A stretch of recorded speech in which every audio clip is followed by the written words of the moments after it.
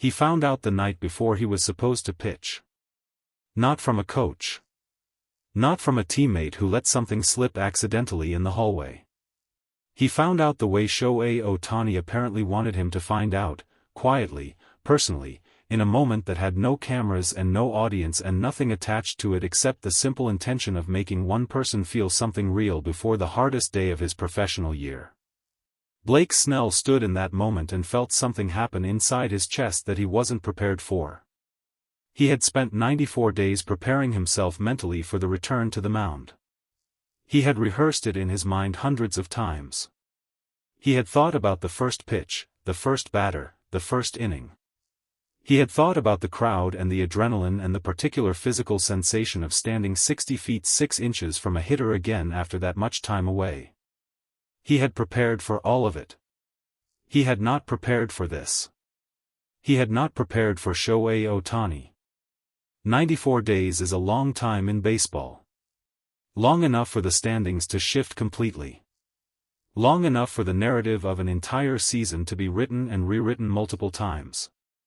Long enough for a player to begin the slow, quiet process of wondering, not publicly, never publicly, but in the private hours that every injured athlete knows better than they would like to, whether the version of themselves that left is the same version that is going to come back. Blake Snell had been through enough in his career to know how to survive the waiting. He had the experience. He had the resilience. He had the support of a medical staff and a coaching staff and an organization that communicated to him consistently that he was still part of what they were building. But knowing something in your mind and feeling it in your body are two entirely different things. And for 94 days, Snell had been living in the gap between those two things, knowing he would return, feeling the uncertainty of what that return would actually look like when it finally arrived. The night before his first start back, that gap closed. In the most unexpected way imaginable. Ohtani had been planning it for weeks.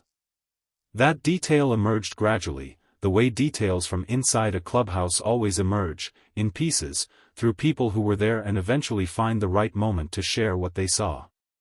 And what slowly became clear was that this had not been a spontaneous gesture. It had not been a last-minute idea that came together in the hours before Snell's return.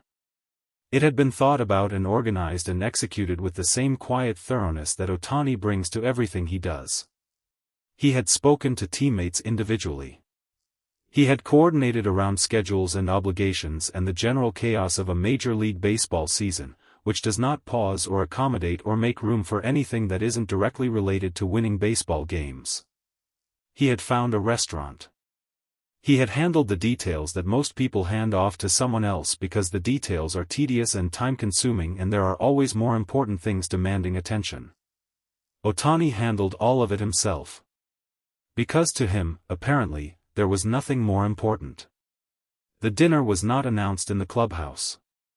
It was not sent around as a group message with a time and a location. It was communicated person to person, quietly, in the way that things are communicated when the person organizing them wants the gesture to feel personal rather than obligatory. Every player who received the invitation understood immediately what it was and what it meant and what was being asked of them by showing up. They all showed up. Snell walked into the restaurant not knowing what he was walking into. Ohtani had told him there was dinner.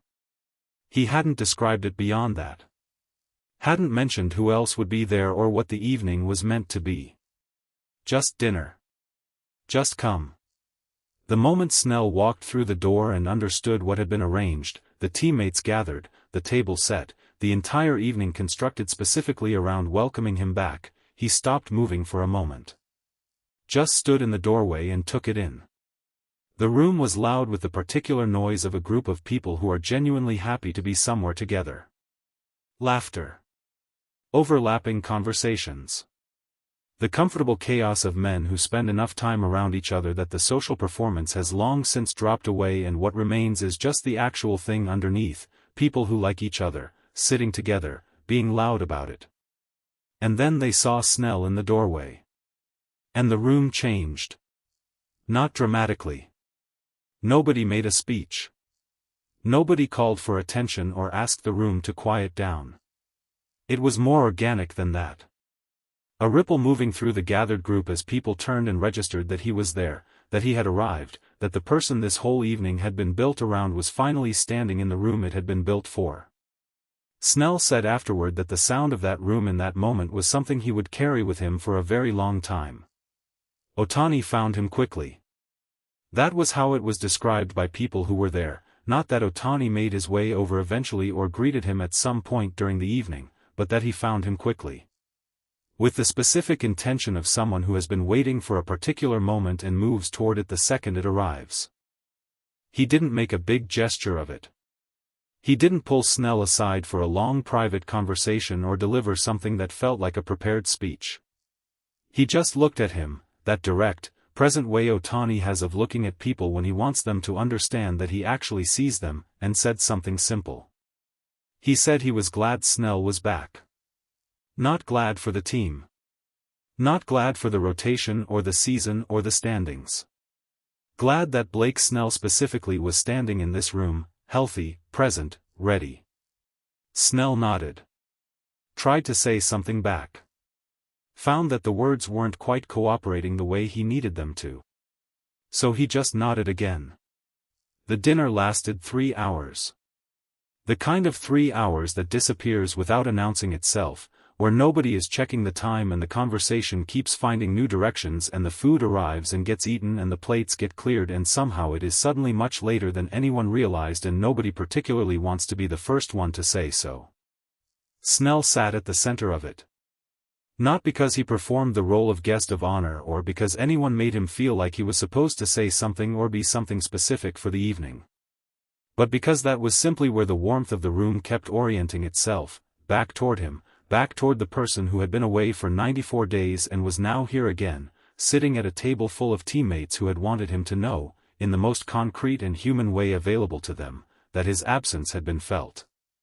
That his return mattered. Blake Snell spoke about it afterward in the way that people speak about things that have moved them more than they were expecting.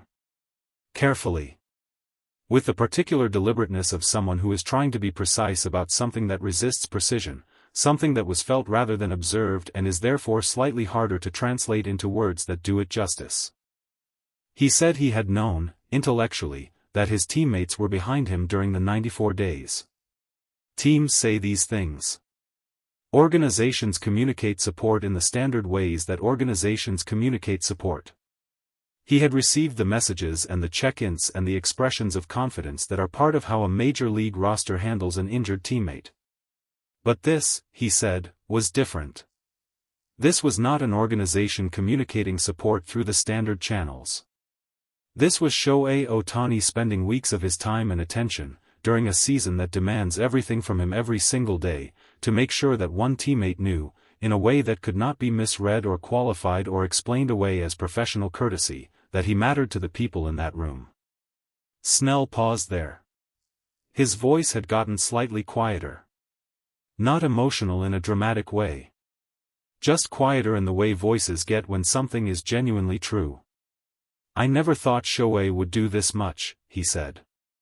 He didn't follow it with anything. He let it stand on its own. Because it was enough. It was exactly enough. The next evening, Blake Snell walked back to the mound for the first time in 94 days. He stood on the rubber. He looked in at the catcher. He felt the ball in his hand, the familiar weight of it, the specific pressure of the seams against his fingers, and he took a breath. 40,000 people were watching. His teammates were in the dugout.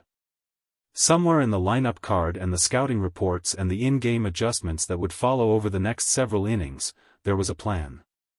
A strategy. A baseball game to be won or lost.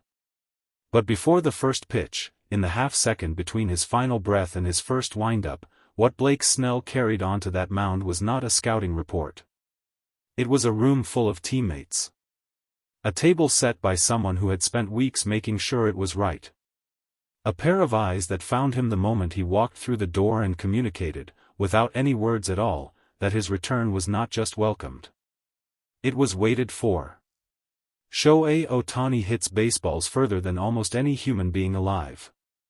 He throws pitches that make hitters shake their heads on the walk back to the dugout. He has signed the largest contract in the history of professional sports and worn it so lightly that most days you have to remind yourself it exists. But in a restaurant 3 hours before anyone checked the time, he did something that none of those things could have done.